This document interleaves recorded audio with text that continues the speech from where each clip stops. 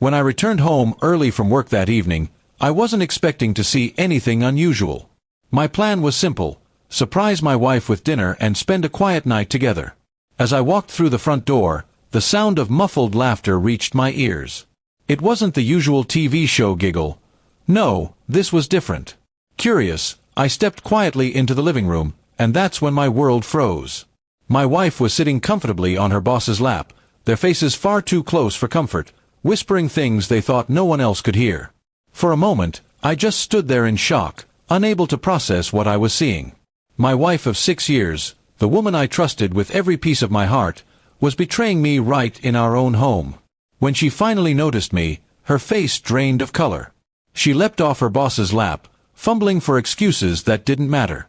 The man, bold and shameless, just smirked at me as though I had no right to be upset. That smirk lit a fire in me I didn't even know I had. I didn't shout.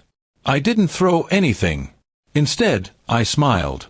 That smile scared her more than if I had screamed. "Don't worry," I said calmly. "I won't stop whatever this is. Please, continue." She looked confused, while her boss laughed, thinking I was weak.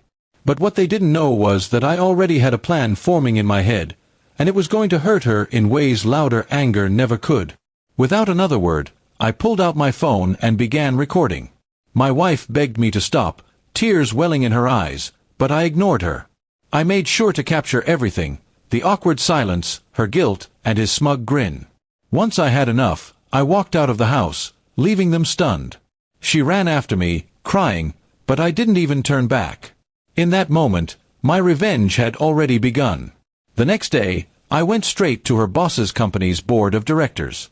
It turned out that he was married as well and had a spotless reputation to maintain. I handed them the video, explained what had happened, and walked away. By the end of the week, her boss was no longer her boss. He had been fired, disgraced, and his wife had filed for divorce. His smug smirk was wiped away permanently. As for my wife, she tried desperately to patch things up. She apologized, begged, and even promised to cut all ties with him. But betrayal doesn't vanish with a few tears. I filed for divorce, and since I had the recording, the court was firmly on my side. I kept the house, the savings, and most importantly, my dignity. She walked away with almost nothing but the shame of what she had done. People often ask me if I regret the way I handled it. The truth is, I don't. My revenge wasn't about screaming or violence. It was about exposing the truth. She thought she could humiliate me in secret, but instead, her secret destroyed her world. Every time she begged me to reconsider, all I could think about was how easily she chose another man's lap over my trust. In the weeks that followed, I felt a strange sense of freedom. Yes, the pain was there, but it was mixed with relief. I no longer had to live under the illusion of love that wasn't real. Friends and family supported me, proud of how I carried myself through such betrayal. Even those who doubted me before realized I had acted with clarity and strength.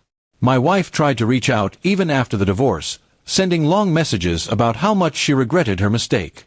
But by then, I had already started moving on. I wasn't interested in being anyone's second choice, especially not hers. She had gambled with my heart and lost, and I wasn't going to give her another chance. Her boss's downfall became town gossip, and people whispered about how quickly a man could lose everything because of arrogance.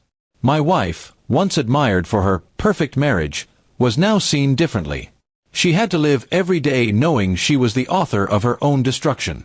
That was revenge enough for me.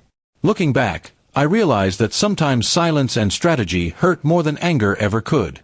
I didn't need to scream or fight to get justice. I just needed to let the truth come to light. And once it did, their little secret romance burned to ashes. In the end, I walked away with peace, strength, and self-respect.